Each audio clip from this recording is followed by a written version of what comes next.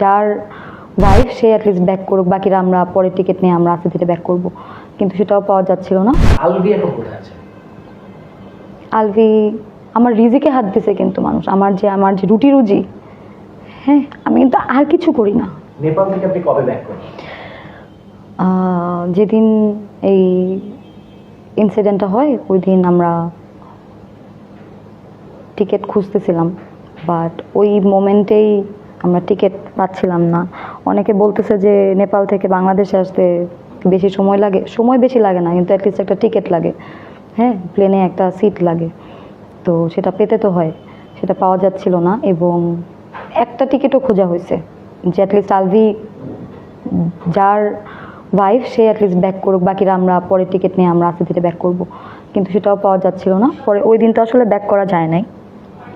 পরের দিন মানে ইনসিডেন্টটার পরের দিন আমাদের সবার টিকিটই কাটা হয়। পরের দিন না, মানে পরের দিনের জন্য টিকিট সবারই কাটা হয়, যখন আমরা বুঝে গেলাম যে আজকে তার টিকিট পাওয়া যাচ্ছে না। পরের দিন টিকিট যেটা ফার্স্টেই যেটা পাওয়া গেছে ওই টিকিট কাটা হয় এবং আমরা পরের দিনই সবাই ব্যাক করি। এবং আলভিরও ব্যাক করার কথা ছিল, ও বোর্ডিং নেওয়া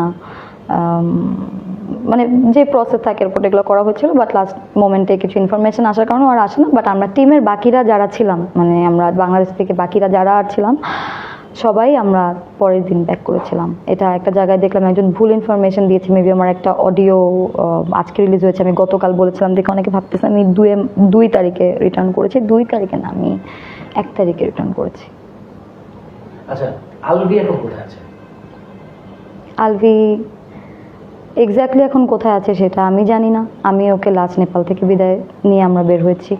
আলভির সাথে লাস্ট আপনার কখন কথা হয়েছে? আলভির সাথে আমার লাস্ট কথা হয়েছে যখন আমরা বিদায় নিচ্ছি বা ওই মানে এয়ারপোর্টে। তারপর কোনো যোগাযোগ হয়নি? না। আচ্ছা, যখন শুনেছেন যে এরকম একটা ঘটনা আপনিও জড়িয়ে গেছেন, তখন কি একবার ভয় লাগেনি বাংলাদেশে আসতে?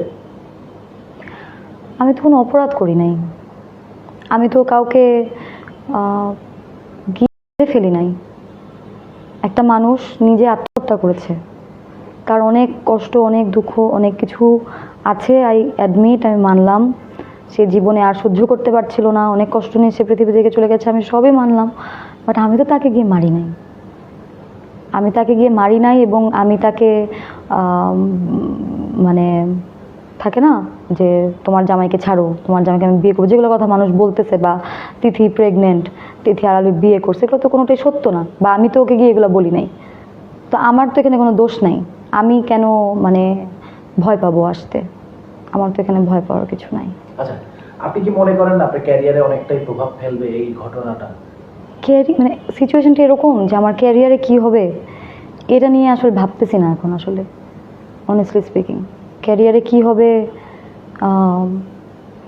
আমার রিজিকে হাত দিছে, কিন্তু মানুষ আমার যে রুটি রুজি, হ্যাঁ আমি কিন্তু আর কিছু করি না, এটা আমার একমাত্র প্রফেশন। আমি এই টাকাই আর্ন করি এবং যে কথাগুলো মানুষ বলে আমার বাসা ভাড়া আলভি দেয়, হ্যাঁ আমাকে কি জানি দিছে, তো না রে ভাই, আমি অনেক আমার কষ্টের টাকা দিয়ে আমি বাসা ভাড়া দিয়ে বাজার করি। আমার ফ্যামিলিতে আমার বাসায় আমার মা নানু থাকেন, হ্যাঁ আমার রুজি রুজিতে হাত পড়ছে, এটা হয়তো আমাকে সাফার করাবে, সাফার হয়তো করতে হবে, আবার নাও করতে হতে পারে। কারণ কাছের মানুষ যারা অনেকে কাজের জন্য ডেট চায় বা কাজের জন্য কল করে, কাউকেই তো দেখি নাই যে, খুব কম মানুষকে দেখেছি আসলে পাশে দাঁড়াতে। অনেকে হয়তো ভয় পাচ্ছে যে এখন আমার পাশে দাঁড়ালে পরে ফেসে না যায়, কেউ হয়তো আড়ালে সাপোর্ট করছে, হ্যাঁ দূর থেকে বলছে যে তোমার সাথে আছি, তোমার পাশে আছি, তুমি ভেঙে পড়ো না, তোমাকে আমরা চিনি, ওই বিষয়টা আছে। বাকি ক্যারিয়ারে কি হবে জানি না।